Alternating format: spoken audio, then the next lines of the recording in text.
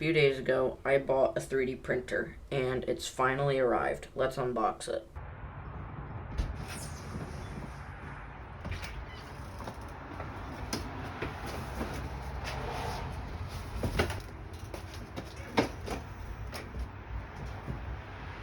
So I began to unbox it and assemble it with the help of my dad. Here's a time lapse.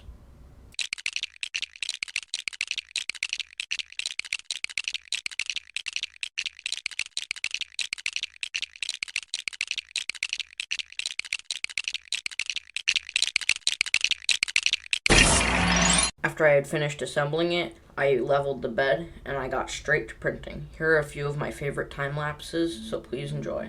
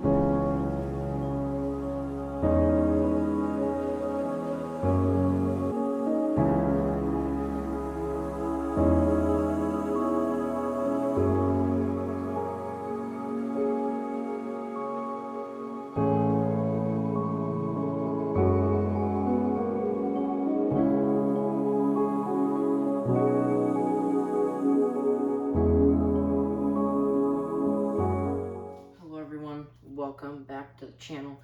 So this video is a lot different than what I featured before on the channel. So until now it's mostly been playing Roblox.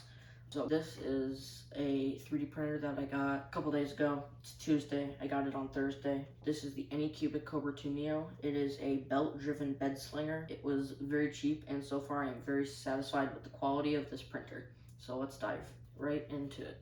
So to start, I'm going to talk about the print quality. I printed this Sebastian model, and I'm very happy with how it looks. There's a few rough spots, such as where it took off supports, fishing rod where it broke off twice.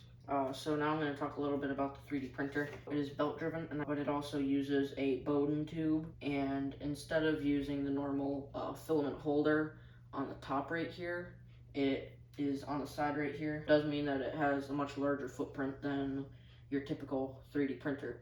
It does have two screw holes on the top there, so you would be able to 3D print one if you wish. There's these belt tensioner knobs. Heated bed, I think it can go up to 60 Celsius, as far as I know. So when we turn this on, there's the Anycubic emblem, and then there's a couple different menu options.